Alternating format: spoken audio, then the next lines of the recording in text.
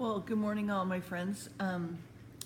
So I just was finishing reading, not finishing, I'm still reading um, Swedenborg, um, Heaven and Hell. And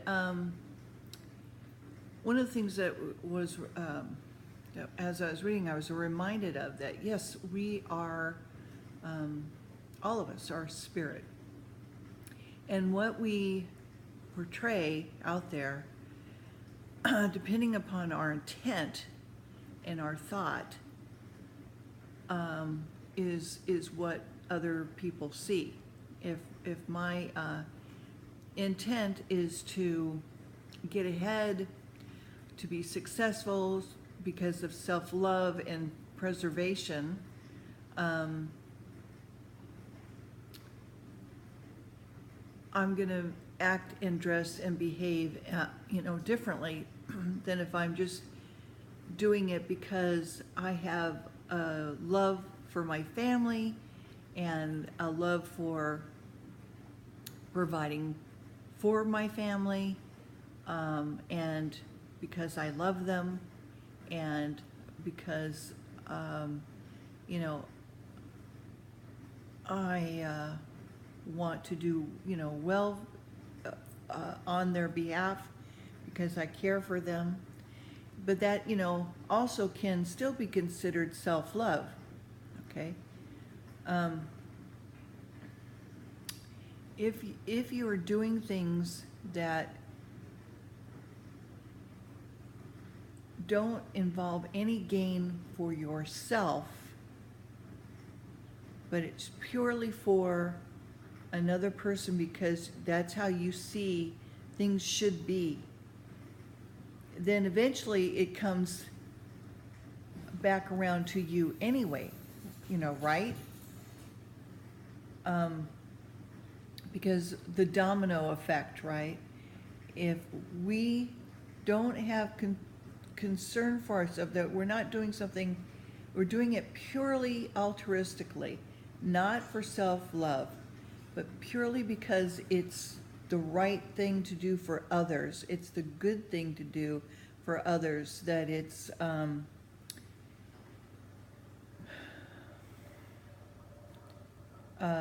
thoughtful and justice and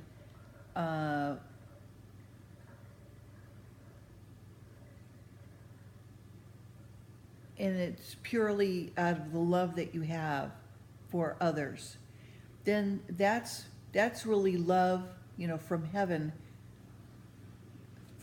through you to them. And then it comes back around and benefits you as well, okay? Anything that you do altruistically really does eventually benefit you. But if your heart's intent is to benefit only you first, then that's from an evil intent. Okay?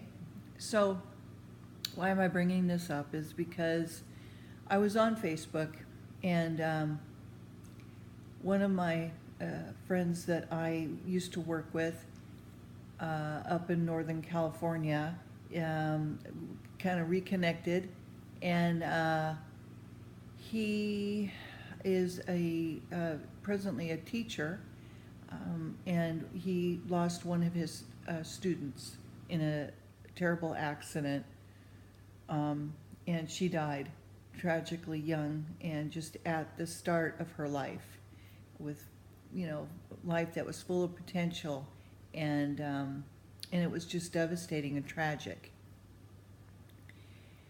And so what do you say to somebody you just connected with? And so my thoughts go to, okay, Lord, I just connected with him again, and this happened.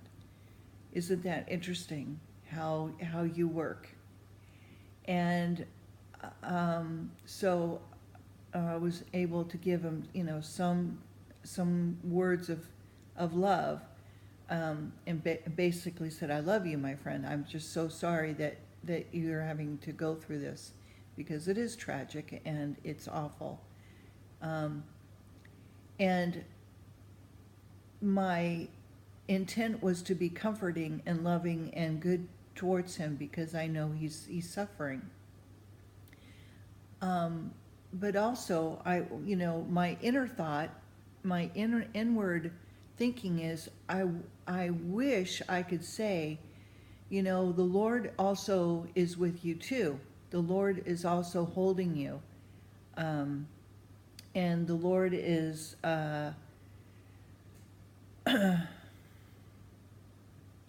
suffering along with you and your loss for this loved one, for this, the spirit that you just lost in this life, this human,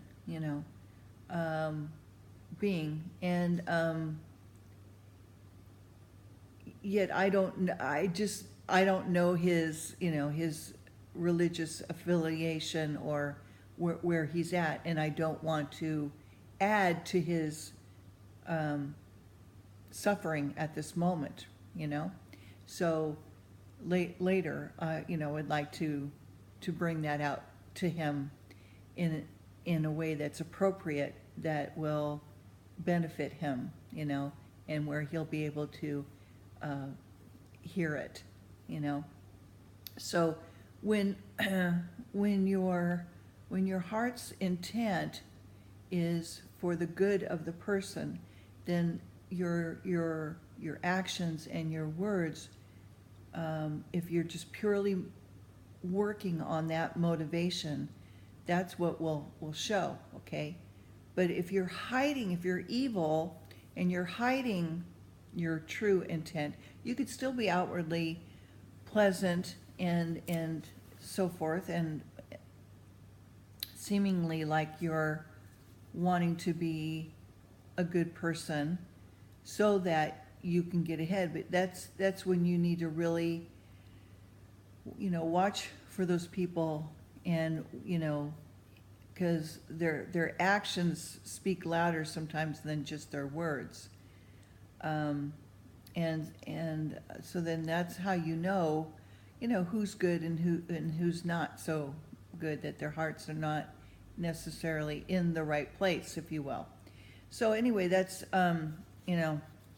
that's very Swedenborgish of me, that thinking, but also it's biblical too. That we are to love our neighbor as much as we love ourselves, if not more so. And if we put God first in our life, that our thoughts are towards heaven, our thoughts are, what would God do in this position? What would Jesus say? How would Jesus handle this? Well, Jesus would be hugging and loving and pouring out his love, which is immense, and so beyond words, okay. And of course, you would know then that he loves you, and that you would be comforted, by that, and the grief would just disappear, because darkness has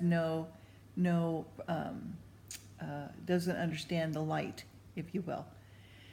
So anyway, my heart goes out to my friend up in Northern California, and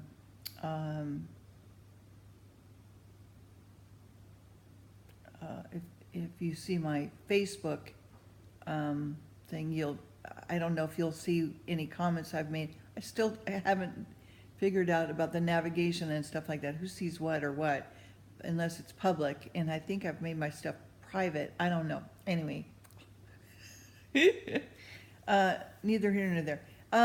Anyway, so I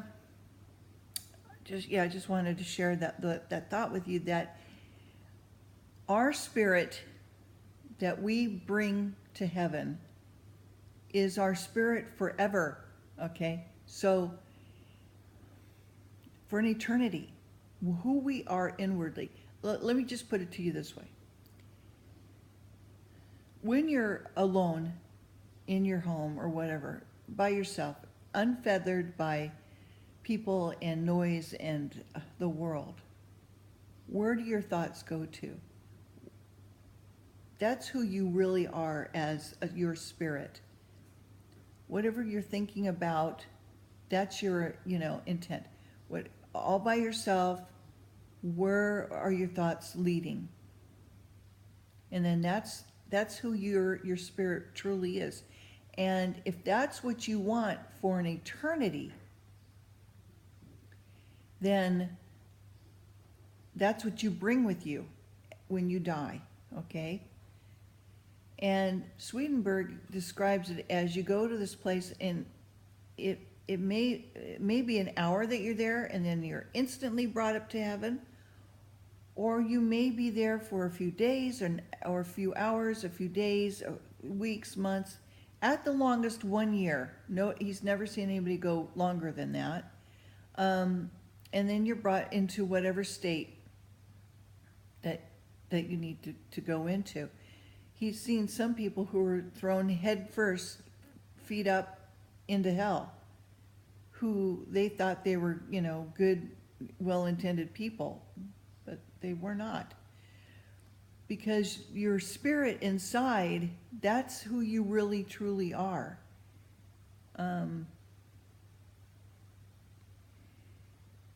So if you want, since we're in a natural state right now, which Swedenborg calls a natural state, we are able to realize, what's going on, how to change ourselves, we are shown certain situations, how we react to them, what we do on a daily basis, whether you be at work or with friends or family or by yourself. If you are searching and you wanting to learn more and you're wanting to grow as a person spiritually, no matter what your age is, doesn't matter. You got to wherever you're at right at this moment because of your experiences that led you here, and that you want to go through this time now to prepare you for heaven, if that's eventually where you want to go.